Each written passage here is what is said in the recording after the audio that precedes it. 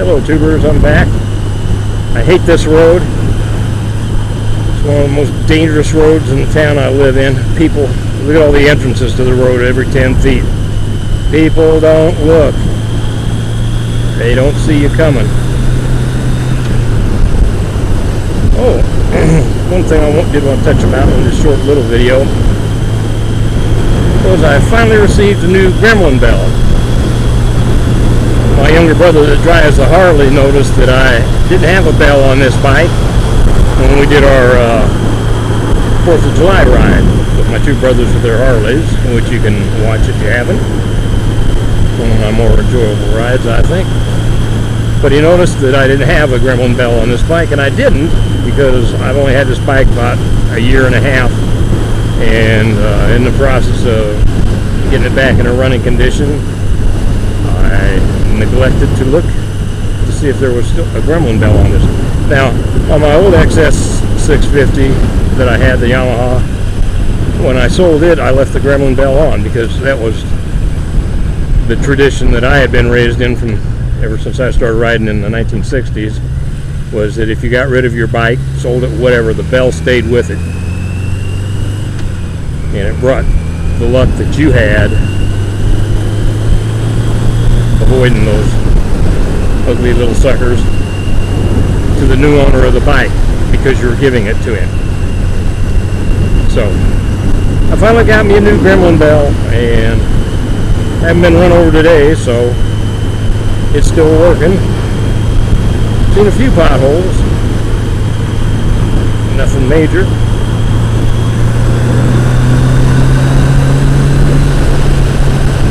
So I'm happy I've got it on there. I feel much better now. Even though I am not superstitious, I'm a Christian. It's just kind of neat tradition among the bikers. So that's really all I had to yap about on this one. I want to remind you guys, in August, my younger brother's putting on a ride to raise money for autism here locally, and it's going to be a poker run, and I'm going to participate in that, of course. Where else would I be?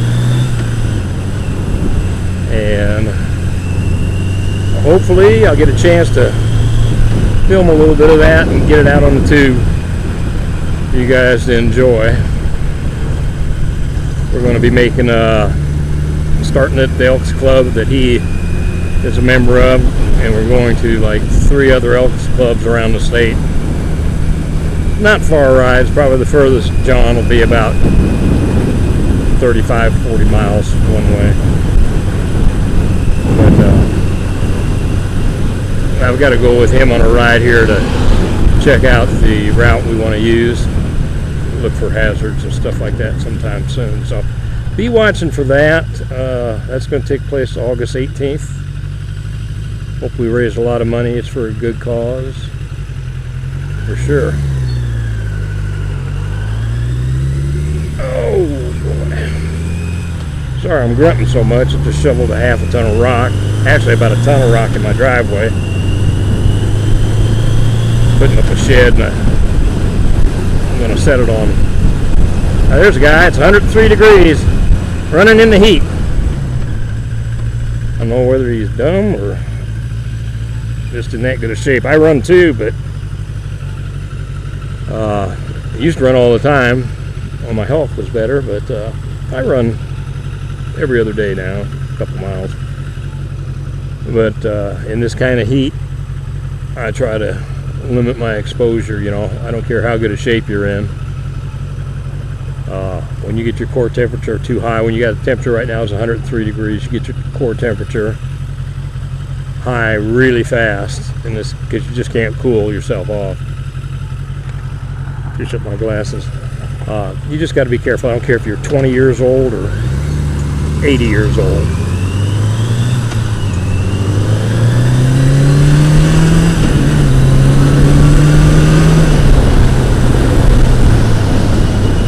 You just got to be careful.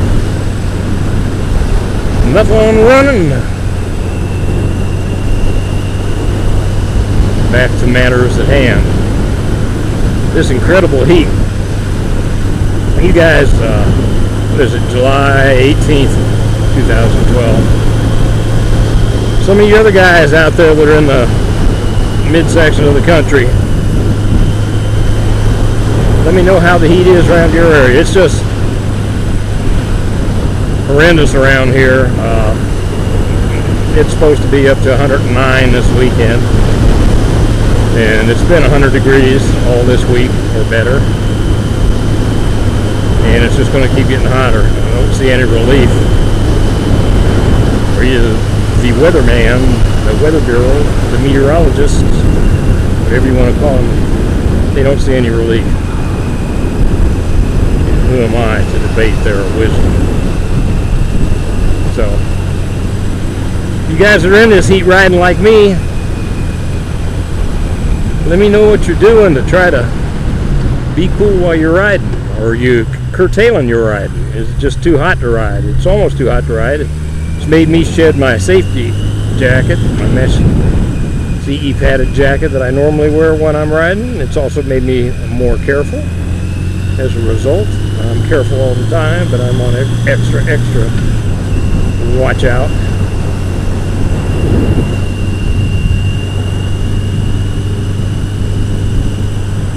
But are you guys riding less? Are you riding faster to try to cool off? Or are you taking something like a Camelback hydration unit with you when you ride? How's that for close to the curb? Just try to stay hydrated? Or you like me, you drink 5 gallons of water before you leave and hope you don't have to pee before you make it back home?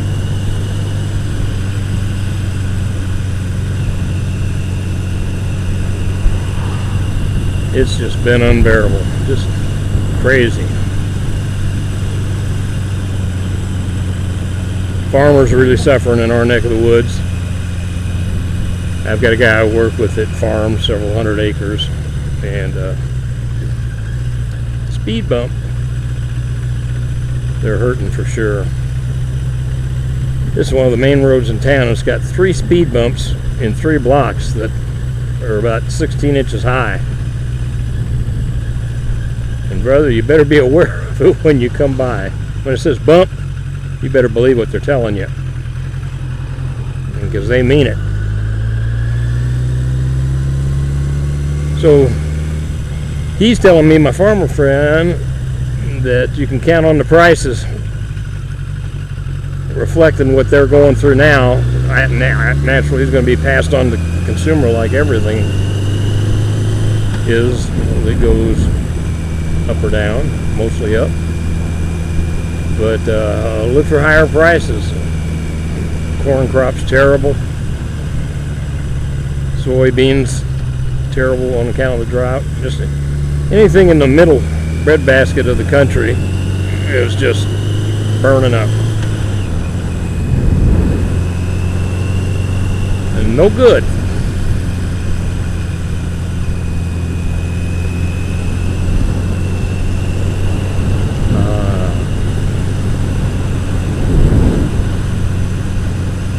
Wish it was about 2 hours later, be down to 98 or 99 degrees.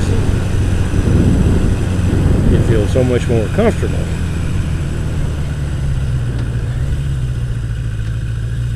I can tell when it's too hot on my bike.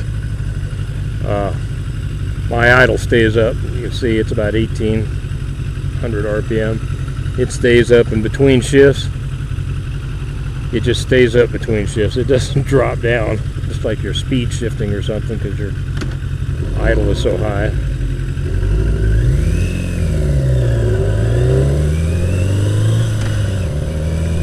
Oh, got a Saab, I think that is, in front of me with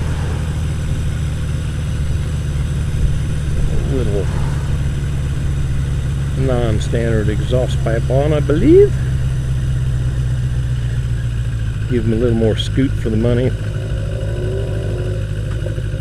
Not much, probably.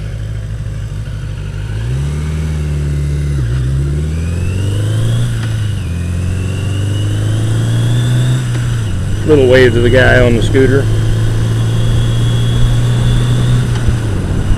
Well, I don't know about where you guys live, but the scooters in this state I live in, if your motorcycle, scooter, whatever you want to call it, is 49 cc's or less, and how the hell can a cop tell that? You don't need, oh, look at this. Boy, I hate this crap.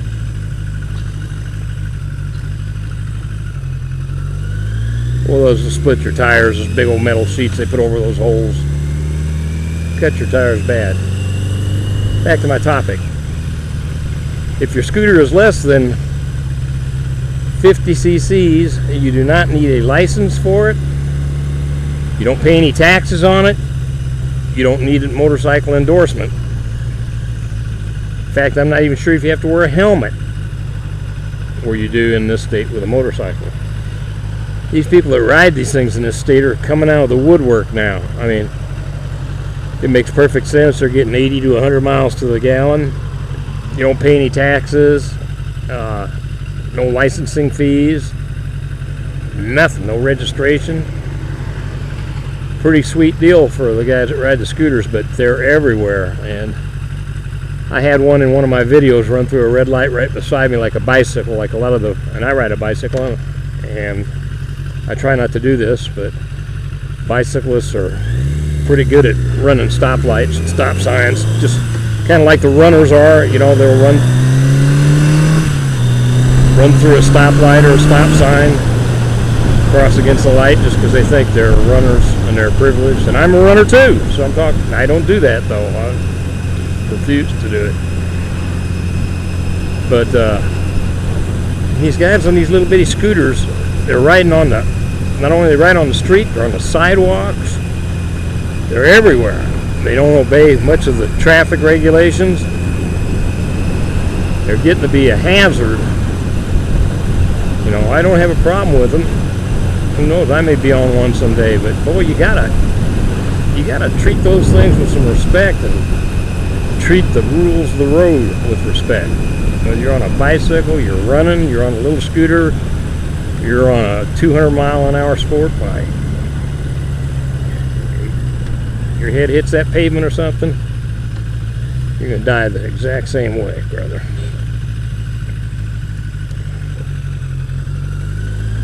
Okay, that's enough for today. Headed back home. We'll talk to YouTubers later. Bye.